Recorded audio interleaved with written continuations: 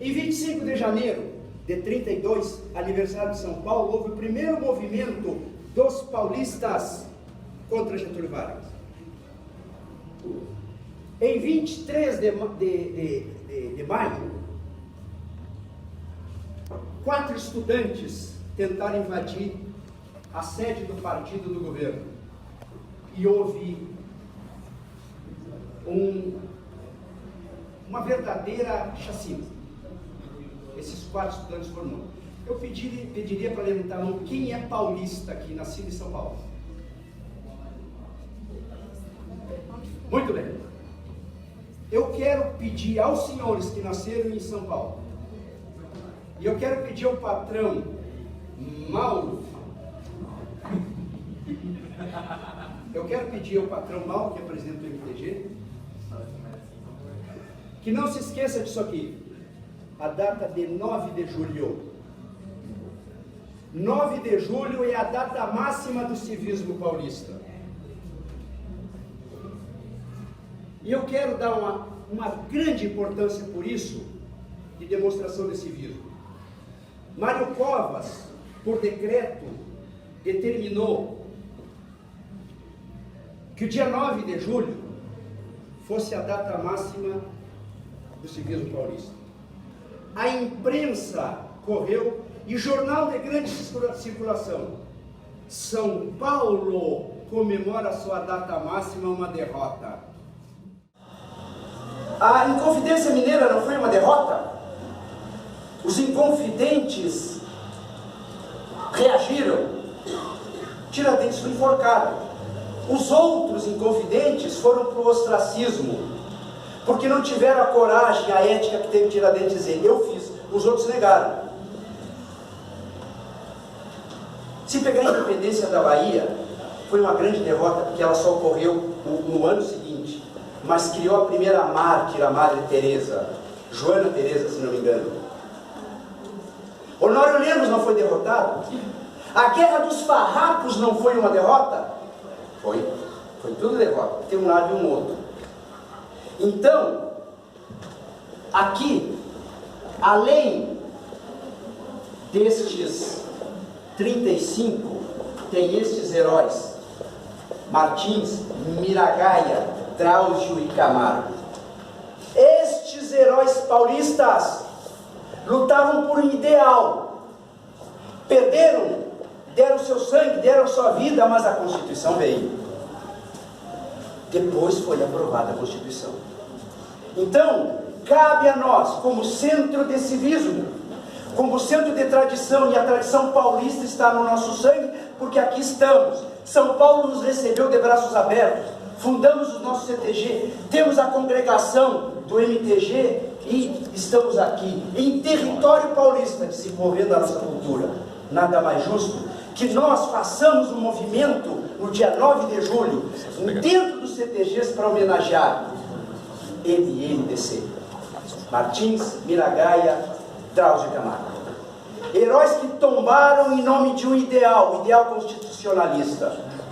Não vamos ter bairrismo, porque era Getúlio,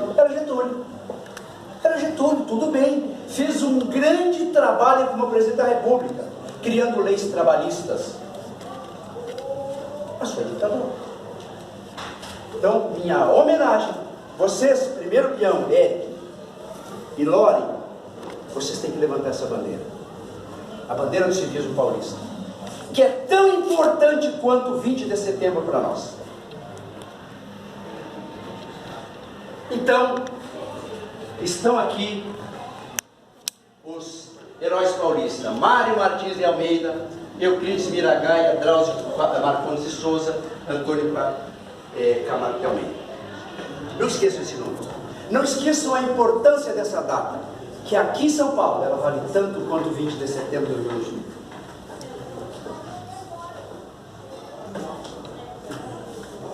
E um outro, Leonel Brizola, mais uma vez o vice. As eleições de 1960 concorreram Jânio Quadros e Teixeira Lott. Jânio Quadros deu uma varrida, ganhou as eleições com 5 milhões de votos. Teixeira Lott perdeu. Porém, naquela época a eleição não era como hoje, que quem vota no presidente vota no vice. Exemplo, quem votou na Dilma votou automaticamente no Temer. Ela foi impedida, ele assumiu automaticamente. Naquela época os votos eram separados. Jânio Quadros renunciou, mas quem tinha mais voto entre os vices era Jango. Os militares... Pois não? Só o MMDC tinha um quinto, que era o Alvarenga. Era o MMDCA. Perfeito. Eu agradeço muito essa colaboração, que o tempo não me permitiu falar, do Alvarenga, que morreu no hospital depois. Exatamente, foi pedido na mesma turma. Isso. E, como a sigla não está e eu não tenho tempo, eu, digamos assim, deixei de lado o fato do Alvarenga ser o 5º herói de São Paulo, que estava junto, mas morreu no hospital depois. Mas, de qualquer forma, muito obrigado pela contribuição. Aliás, eu ia falar do início. Eu sou professor universitário, acostumado a esse tipo de atividade, mas essa plateia, além de ser a mais bonita, é a mais envolvida com o assunto. Então aqui não dá para mentir não, que vai ter um que vai saber. Obrigado pela colaboração, tá? Mas vamos então voltar aqui. Os militares que tomaram o poder, tirando Dom Pedro I, colocando o Marechal Deodoro da Fonseca, entregaram, né, o poder depois para os civis. Mas foram os militares que estavam na República. Foram os militares que entregaram depois o poder para o Getúlio Vargas. E aqui novamente vem em cenário os militares. Por quê? São os únicos que têm o poder da força. Os militares não queriam saber de Jango, que na época estava na China e era tido no meio militar como comunista. E o comunismo no Brasil era proibido à época, o partido era clandestino. Então, não queriam saber do comunista Jango Goulart. E aí surge uma figura, aonde? Lá no Rio Grande do Sul. Não, ele tem que tomar posse. E os militares, não vai. Vai, não vai. Então, a renúncia do Jango deixou essa lacuna. Quem toma posse, né? O vice. É lógico que é o vice que toma posse. Mas de quem? O do que renunciou ou o que foi mais eleito? A Constituição era bem clara. O que for mais eleito. Então Brizola criou a campanha da legalidade e de metralhadora em punho. Brizola criou uma força armada, juntou a brigada militar, tomou a Rádio Guaíba e os transmissores da Rádio Guaíba e reagiu.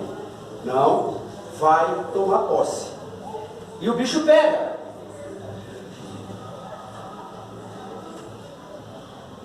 Disse, primeiro foi atrás do general Machado Lopes, dizendo, nós ficaremos com a Constituição. Ninguém, dizia ele, essa rádio não será silenciada se não houver bala. Ou seja, de metralhadora nos porões do Palácio Piratini, o Brizola reagiu a essa conduta, que se não fosse ele, o espírito beligerante, em 1960, nós já estamos com armas modernas, não é mais a peleia no facão, na espada, ou tiro de garrucha, não, nós estamos com um exército organizado. Então Brizola consulta o general Machado Lemos, que era o comandante do 3º Exército, e ele diz, eu sou soldado, eu fico com o exército. Mesmo assim, o Brizola continuou com aquela campanha, fazendo comício e mexendo com os ânimos da gauchada inteira. Então, veio uma ordem, o general Orlando Geisel, irmão do ex-presidente Ernesto Geisel, determinou o bombardeio do Palácio Piratini, determinando que, se precisasse, usasse os bombardeios da 5ª Base Aérea de Canoas. E foi a ordem. E, para sorte dos gaúchos, um cunhado do Brizola era subtenente da aeronáutica, e eles murcharam um pneu de cada avião, e os aviões não puderam decolar.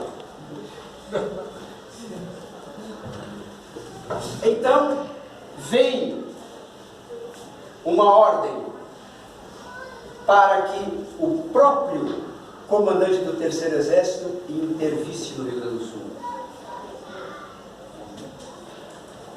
E o general Machado Lopes perguntou: há um decreto determinando intervenção no Palácio Piratini, determinando intervenção no estado do Rio Grande do Sul? E a resposta foi não. Por quê?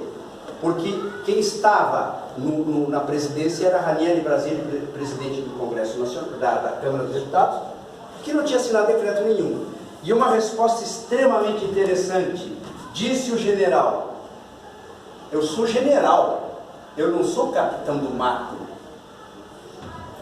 E diante dessa resposta e dessa postura, a história, graças a esse carioca, porque ele não é gaúcho, muda. Ele vai até o Palácio Piratini, ele aqui, Brizola aqui, e diz: governador, estamos aqui para informar-lhe que o comandante do Terceiro Exército e demais oficiais decidiram ficar com a Constituição e garantir a posse de Jango. Muda a história. A partir da hora, e tem tanta informação dos bastidores que não dá tempo de contar, né? A própria destituição do comandante do Terceiro Exército, o outro que foi substituído, ou que mandou substituir a ele, não veio tomar posse, com medo de ser preso. O Rio Grande está em pé de guerra. O homem disse assim: estamos aqui para garantir a posse. Aí eu disse assim: ó, vai lá substituir o homem. Eu não. Os homens estão loucos para pelear. Ele disse que vai garantir a posse. Então, um ato muito bonito do beligerante Brizola entregou o comando da Brigada Militar ao comandante do Terceiro Exército. Para quem não tem noção de princípio administrativo, a instituição federal não é superior à instituição estadual. São independentes. Exemplo: o presidente da República não manda no governador do estado. As patentes militares, um general é maior que um coronel, mas são forças independentes. Lembre quando São Paulo teve seca aqui, a Dilma ofereceu: nós vamos mandar a Força Federal para São Paulo, para o presidente o governador do estado, o Alckmin disse: não quero. Pode fazer nada. Então, esse gesto do Brizola de entregar o comando da polícia que estava na mão dele, e aí, gente, já tinham derrubado uma ponte, e este fato eu protagonizei. Eu vi, não como participante, mas vi. Eu morava na rua Silvardim, em Santa Maria, quando os tanques do 3º Batalhão de Carros de Combate Leve Santa Maria desciam a Avenida Borges para embarcar no quilômetro 3, e estavam embarcados para ir tomar o Palácio Piratini, e derrubaram a ponte. Então, e o Brizola já ia explodir o canal que liga a Lagoa dos Patos a Lagoa Mirim. Não teria passagem por mar. E colocou a brigada em Osório para evitar a entrada por terra e por ar. Então foi uma situação de tremores e que o espírito beligerante prosperou. Mas que felizmente o bom senso não veio, né? Então o que é o gaúcho hoje? Aquele gaúcho vítima de preconceito, aquele lacaio do passado, aquela mistura, aquela miscigenação, deu lugar a um tipo que hoje todo mundo quer ser. Porque não tem mais aquela mancha que precisamos combater, senhor presidente. Esse senhor Jatir, o trabalho dele é muito bonito, eu vou lhe passar. Mas ele precisa corrigir que gaúcho não é o que ele diz. Ele diz que o gaúcho é o europeu que melhorou o sangue do índio. Não melhorou nada. Porque o nosso índio, o nosso negro, o europeu, são todos homens. Mulheres, são todos humanos. E o fim de todo cidadão é construir o bem-estar da humanidade, independente de cor, sexo, opção, etc.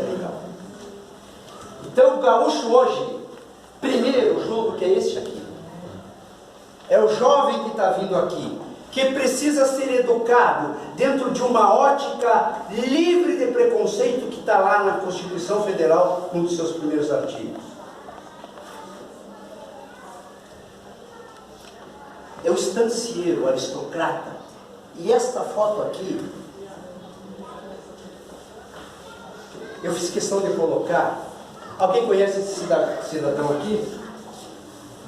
Esse cidadão chama-se José Mariano da Rocha Filho.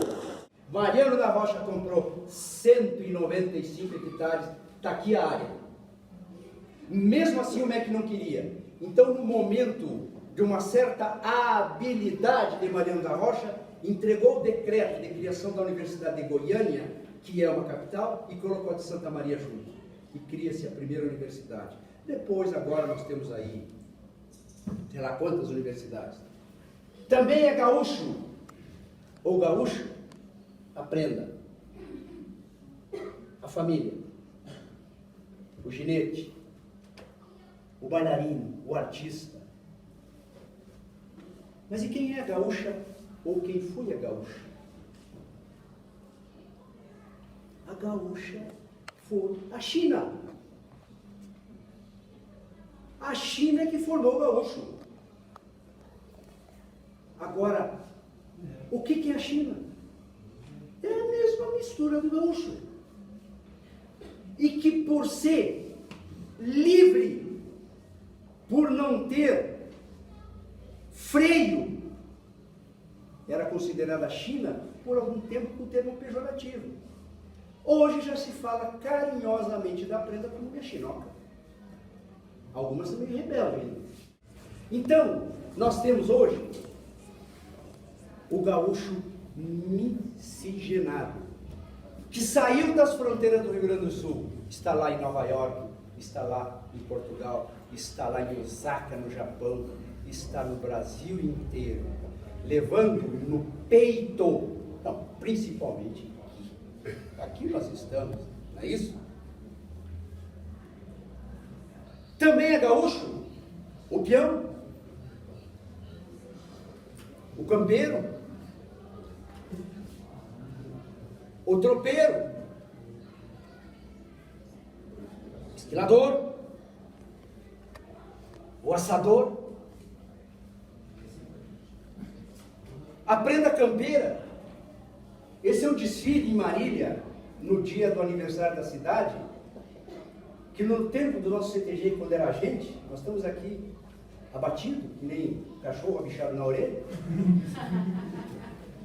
Nós colocávamos 30 prendas a cavalo para desfilar em Marília. Ah, isso foi aí até uns 8 anos atrás. Nós juntávamos, as prendas iam a cavalo, era bonito, o pessoal esperava o CTG, não ia embora enquanto o CTG não passasse. Nós tínhamos mais volume de cavalos do que a própria polícia militar, da cavalaria da polícia militar. Era bonito.